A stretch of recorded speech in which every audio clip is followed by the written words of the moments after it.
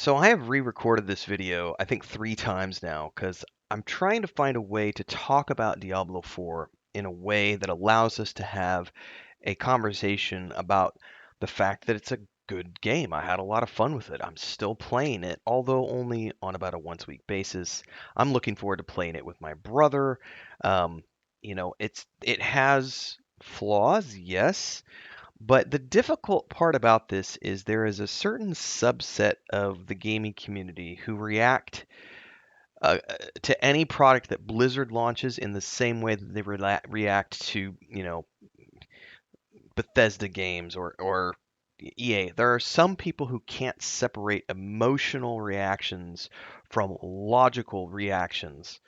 And I realize that by saying that, I'm immediately setting myself up for a video that is probably going to get ratioed to hell and back. Not because it's a bad video, but because I'm talking about Diablo 4 and Blizzard in a positive light. Because, yes, I am going to be talking about Diablo 4 in a positive manner in this video. And I just accept that. I want to have a conversation about this game because I am still playing it, although at a much lesser frequency than I was. And I do have a lot of fun in it, and I do think that it has a lot of really good things going for it, while also recognizing that it has some flaws. If you've been around my channel for any length of time, and this is for those of you who are community members, as opposed to the people who just came here because they saw a Diablo 4 video saying positive things, they're like, no, Diablo 4 is not allowed to be positive. Blizzard's not allowed to have good things said about them. Downvote, downvote, downvote. It's not for you. I would actually say to those folks, if you don't like Diablo 4, don't play the game. If you don't like Diablo 4, don't watch videos that talk about how other people like Diablo 4. You don't have to like Diablo 4, but you also don't have to come on other people's videos and talk about how horrible Diablo 4 is and how it's a horrible game and Blizzard's a horrible company. Let us have our conversations and let us enjoy the things we want in life without coming in and trying to rain in our parades and take a wee wee in our Cheerios. Because that's not cool. It's just not cool, man. Anyway, I have no idea. This will probably be the first video on my channel's history that gets ratioed, but we'll see. Diablo 4 is a good game. It really is. It had really great voice acting. It had really cool cinematics and cutscenes. The music was pretty amazing. Some of the writing was a little meh, but hey, I can apply that label to any film, book, or TV show I've ever watched as well. Not everything is going to be a 10 out of 10. Some things are only going to be a 7 out of 10. Some things are going to be an 8 out of 10. Immediately, there's going to be someone in the comments right now saying, yeah, but Diablo 4 is a negative 5 out of 10. Yeah. It is a good game. It has its weaknesses, I think, mostly in the writing for me. The single player campaign was a lot of fun. I took a marksman through. I streamed many of those sessions when the game first came out, and I initially had plans to play and stream stream Diablo 4 a lot more than I did, but then Baldur's Gate 3 announced that it was moving its timeline up by a month, and I went, well, crap. I got to switch gears now because I pre-ordered Baldur's Gate 3 years ago, and I much prefer the Baldur's Gate franchise as opposed to the Diablo franchise. But I've had great fun with these games over the years. One of my best friends, who I've known for years, we played a ton of Dungeons and Dragons together, and then he moved away from Colorado, and this was one of the ways we stayed in touch was playing Diablo 1 online together. Um, Great memories in that game, and then playing Diablo 3 with my brother and my sister-in-law. And I'm eagerly waiting for my brother to have some spare time so that we can sink our teeth into Diablo 4 together, because I would absolutely love to play through the campaign with him. And I'm having a lot of fun playing seasonal with Gila, even though I'm never going to complete this season in time because I'm only playing it like once a week on Thursdays right now. But overall, I thought this was one of the strongest launches I've ever seen for an online game before, where it was there were no server crashes. There were some server lag on the first day just because of all the people logging on, but overall it was a smooth experience.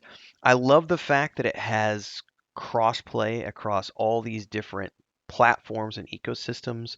So in terms of The people who like to complain about how exclusivity is bad and they'll say, PlayStation sucks because of this exclusive or Microsoft sucks because of this exclusive, you should be celebrating the fact that Diablo 4 and Blizzard as a company made this game accessible to as many people as possible and didn't push any sort of exclusivity based on the needs of a specific platform or another. That is something that should be celebrated, not but I don't hear anybody talking about how cool is it that Diablo 4 was available on all these platforms. No one talks about that.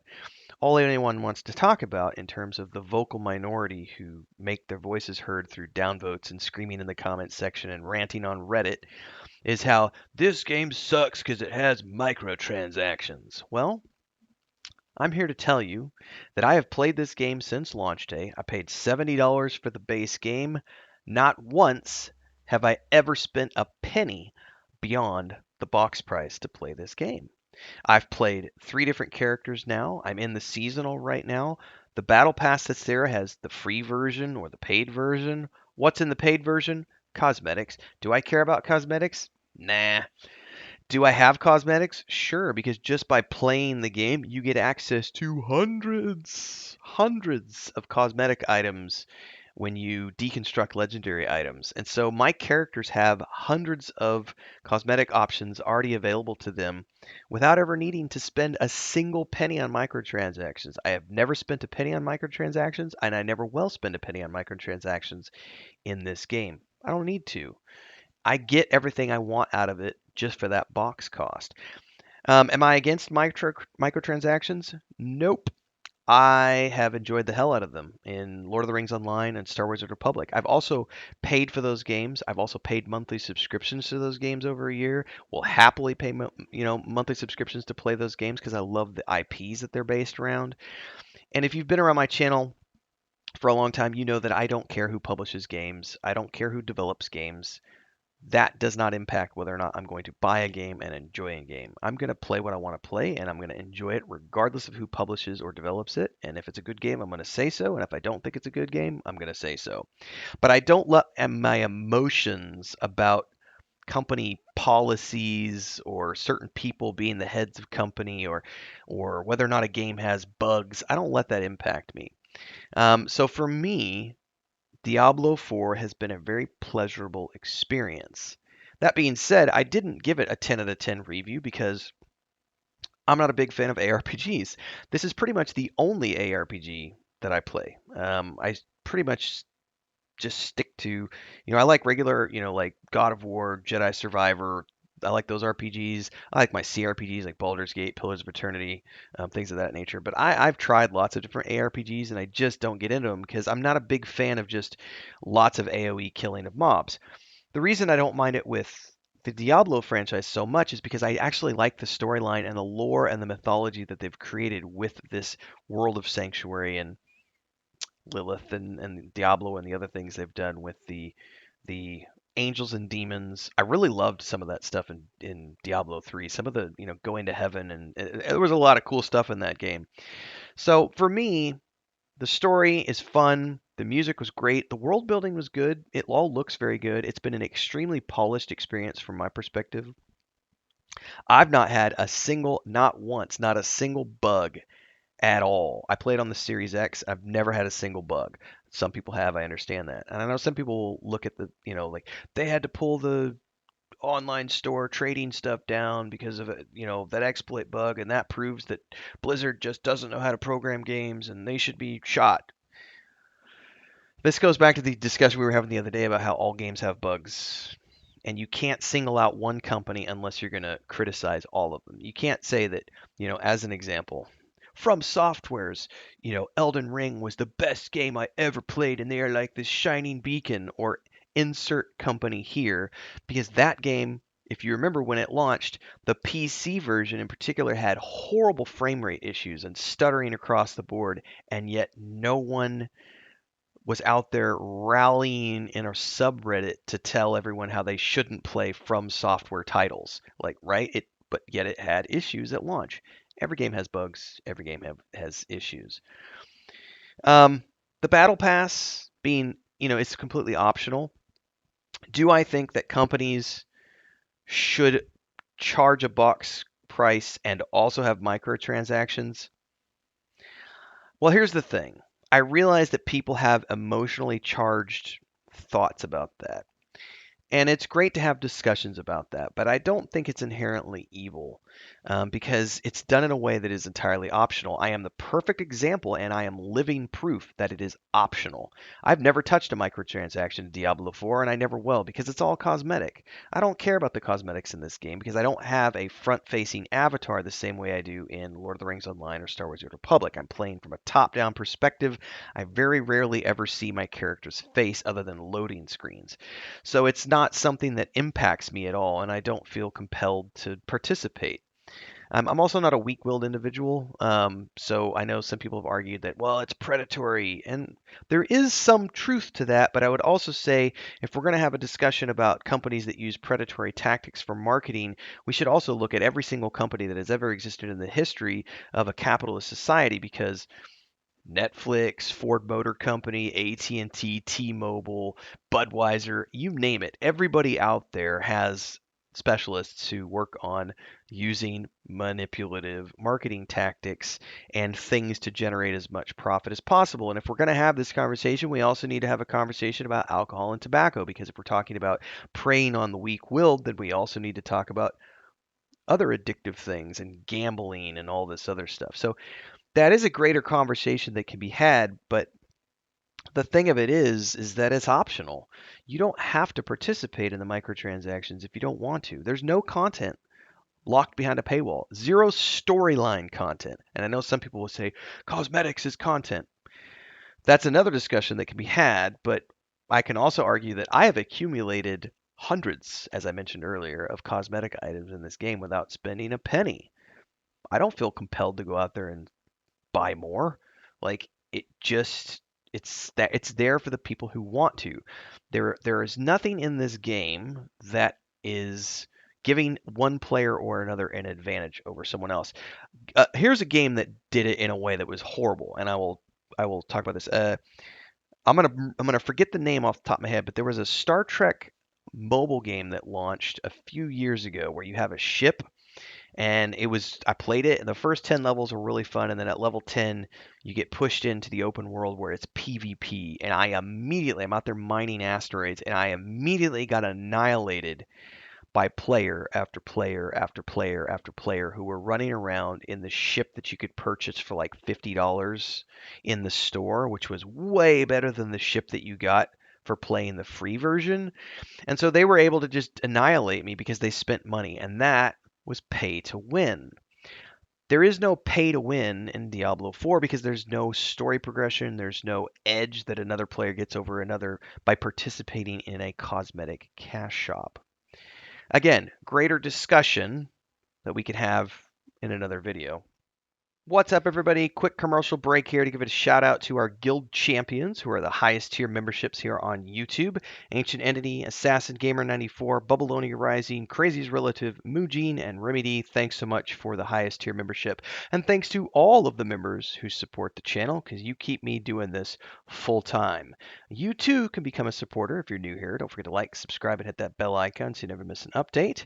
Join as a member. There's 3 different tiers. We do lots of special stuff, private polls, private videos. You get a shout out if you're the highest tier membership, but you can also do one-off donations in the form of super chats on any live stream or premiere you see, and of course super thanks on any upload or YouTube short. Whatever you can contribute, it's great. Keeps me on the air full time, keeps the cats fed, keeps the homestead running. Anyway, back to the video, everybody. Does Blizzard have issues? Sure. What company doesn't have issues? It's just a fact. Every company has issues. I also tell people when we look at EA as a publisher, and this is a slightly different discussion. We were talking about this in the live stream the other day. When you look at EA as a company, a lot of people will like to try to crucify EA for, the monetization they use in sports games, right? Which I've played. By the way, I love NBA 2K21. Does EA publish that one? I forget who publishes that one. I've played FIFA. I've played multiple sports games that EA publishes. But even if it's not EA, let's look. I play a lot of MLB The Show and NBA 2K on my channel. You've seen me play those games. Not as much as I play RPGs, but I do love those games and I enjoy them. Never once spent any money on MLB The Show, even though you can spend money to buy trading cards and other things. Never once spent a penny on NBA 2K ever. I've played 4 or 5 generations of NBA 2K and MLB The Show. Never once spent a penny on microtransactions. Don't need to. I get all the enjoyment I need out of the game by just playing the game. But EA, as an example, publishes thousands of games. Some of them have microtransactions. The vast majority do not have microtransactions. So it's hard to point the finger at EA and claim that they're an evil corporation because they use microtransactions when the vast majority of their games don't actually have microtransactions. They're just games. They have tons of games that they release every year. So looking at Blizzard as a corporate entity, do they have scummy things going on at the corporate level? Absolutely. All companies do. Some people who want to make a political statement about how they don't want to support certain companies because of the way that they operate in their business and certain people being in management, you absolutely have the right to do that on a personal level, but I kind of feel like you don't have the right to dictate what the rest of the people have the option to enjoy or not, which is why I always come back to that argument of I don't care who publishes, I don't care who develops, as long as I get enjoyment out of it and as long as I think it's a fun game. And for me, Diablo 4 has been a fun experience. Is it the best game I've ever played? Hell no. Is it the best Diablo game I've ever played? No. I will still say that for me, Diablo 1 is the best Diablo I've ever played, followed by Diablo 3. Some people will say that's sacrilege. Diablo 2 was the best game that they've ever done. For some people, not for me. If I had to rank them, I would do 1, 3, 2, and 4. Like it's definitely my least favorite of the franchise, but that doesn't mean I don't enjoy it. I have had a good time in this game, and I am looking forward to whatever expansions they decide to put out because I'm here for story. I don't care about loot like a lot of people do. I don't care about cosmetics. I just like a good story, and I love the mythology that they've created around Sanctuary and the heaven and hells, and the angels and demons. I really like the story. It's fun for me. From a storytelling perspective, I really like it. And I think that they did a lot of things right with this game. Now I know it's very popular to just hate on Diablo and hate on Blizzard and hate on Bethesda and hate on EA and hate on all that. Okay, if you want to do that, that's up to you. But I would argue that for those of you out there who love to play games, play games. Games like Diablo 4 are out there, and you can find enjoyment with lots of different things. And I think for me and my money, I'm okay buying Diablo, and I'm okay buying Blizzard products. I loved World of Warcraft from the times that I've played it. I bought Shadowlands last year, or not Shadowlands. What was the most recent one? The Dragon one. I can't remember what it was called now. But I bought Dragonlance and then I went and played through Shadowlands and I went and played through Battle for Azeroth and my wife played with me and she's not an MMOer. There are streams on her channel that you can watch from when we were doing that together. I've had great enjoyment over the years from Blizzard's products and I don't see anything wrong with continuing to enjoy Blizzard products. Am I a sellout for saying that? Some people might say so and they'll probably downvote my video and leave nasty snarky comments below. And that's okay because in the eyes of the algorithm, all interaction works, and I get paid either way. So if you did like what I had to say today, don't forget to like, subscribe, and hit the bell icon so you never miss an update. Hopefully you'll stick around because we have lots of conversations about other games, and we're playing lots of different things. Streams daily at 11 a.m. There's a Discord. Check it out. Until next time, everybody, stay safe and happy gaming.